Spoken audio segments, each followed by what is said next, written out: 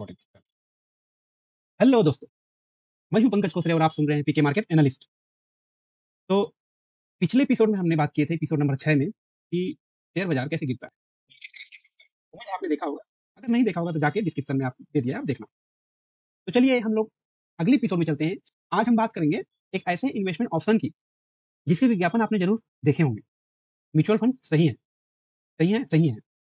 लेकिन सच में क्या म्यूचुअल फंड होते क्या है और क्या ये वाकई में आपके लिए सही है? तो चलिए चलते हैं आगे, तो देखते हैं कि आपके लिए सही है।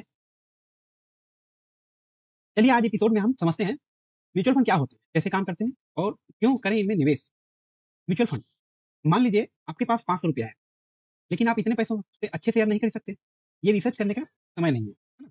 500 में तो आप शेयर नहीं खरीद सकते। शेयर खरीदने के लिए आपको कम से कम 5,000 10,000 चाहिए, तो आप एक शेयर में एक लॉट में खरीद सकते हैं 500 में। तो अब आप क्या करना चाहते हो? अब आप जैसे हजारों लोग अपने अपने 500 रुपये जोड़ते हैं और एक एक्सपर्ट के पास जाते हैं और उन पैसे को शेयर बाजार, बॉन्ड्स, गोल्ड, अन्य जगहों पर लगाते हैं। इस पूरी व्यवस्था को ही म्यूचुअल फंड कहा जाता है।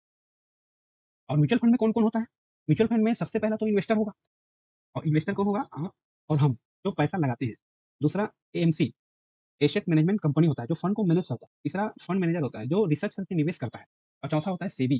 सेबी तो जानते हो आप क्या करता है? नियम बनाकर तो बोलते हैं। तो म्यूचुअल फंड के प्रकार देख लेते हैं, कितने प्रकार के होते हैं म्यूचुअल फंड। देखो, पहले तो होता है equity mutual fund. Equity derivative जानते हो ना? आगे बताएंगे हम लोग क्या होता है इक्विटी और डेरिवेटिव। तो पहले होता है इक्विटी म्यूचुअल फंड, पैसा शेयर बाजार में लगता है, इक्विटी म्यूचुअल फंड। दूसरा डेप्थ म्यूचुअल फंड, सुरक्षित बॉन्ड्स जैसे एफडी जैसी चीजों में ये लगता है।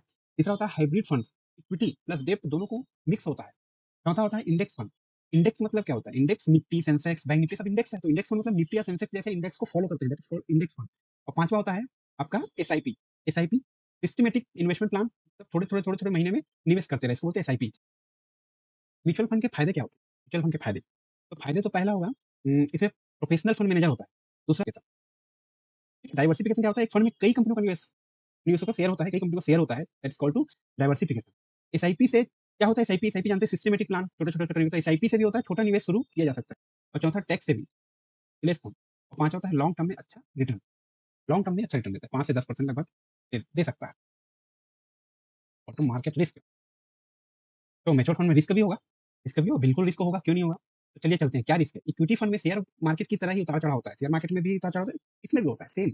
लेकिन सही फंड चुनने और धैर्य रखें तो फायदा जरूर होता है। म्यूचुअल फंड भी शेयर मार्केट से जुड़े होते हैं, लेकिन एक्सपर्ट द्वारा मैनेज होने की वजह से ये बिगिनर के लिए सबसे बेहतर होता है। एग्जाम्पल, मान लीजिए आपने एक इक्विटी फंड, तो इक्विटी का म्यूचुअल फंड खरीदा। मान लेते हैं आपने इक्विटी का म्यूचुअल फंड बाई किया। कितने में बाई किया? हर महीने मान लो 1000 रुपीज बाई किया, तो 1000 रुपीज पर मंथ। ओके, फिर 10 साल बाद अगर फंड ने आपको 12% का सीएजीआर दिया, तो आफ्टर 10 ईयर, तो क्या होगा? 10 साल बाद अगर फंड ने 12% आपको सीएजीआर दिया, तो आफ्टर 10 ईयर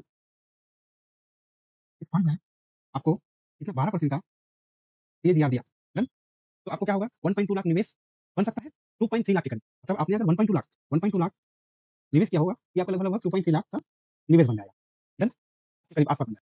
तो ऐसे आपको प्रॉफिट हो सकता है। तो चलिए चलते हैं वापस हम। तो देखा दोस्तों आपने आज की सीख, आज क्या सीखे हमने? तो म्यूचुअल फंड उन लोगों के लिए बेहतर है जो सीधे शेयर में नहीं खरीदना चाहते, तो वहाँ रिस्क भी है, धैर्य मतलब वहाँ पैशन चाहिए, धैर्य चाहिए बहुत सारा, और समय भी चाहिए। तो जिन लोग सीधे शेयर में लगाना नहीं चाहते, उनके लिए म्यूचुअल फंड बेस्ट है। क्यों? पैसे, जो अपने पैसे को ग्रो करना चाहते हैं उसके लिए। तो शुरुआत करें एसआईपी से, छोटा-छोटा निवेश करें 500 1000 रुपए का हर महीने। ऐसे आप एसआईपी कर सकते हैं, कोई भी ब्रोकरेज में कोई भी कर सकते हैं स्टार्टअप। तो चलिए समझदारी से निवेश करिए। उम्मीद है आपको आज का एपिसोड बहुत पसंद आया होगा। अगर आप म्यूचुअल फंड में निवेश शुरू करना चाहते हैं तो अच्छे एमसी और फंड का चुनाव जरूर करें। हम अगले एपिसोड में बात करेंगे एसआईपी क्या होता है और कैसे काम करता है। मैं हूं पंकज कोसरे और आप सुन रहे थे पीके मार्केट एनालिस्ट। तो चलिए सब्सक्राइब करिए, लाइक करिए, शेयर जरूर करिए, कमेंट तो जरूर करिए। पूछिए कुछ क्वेश्चन, आपको हम जरूर रिप्लाई करेंगे। तो चलिए सीखते रहिए, सोचते रहिए और निवेश करते रहिए।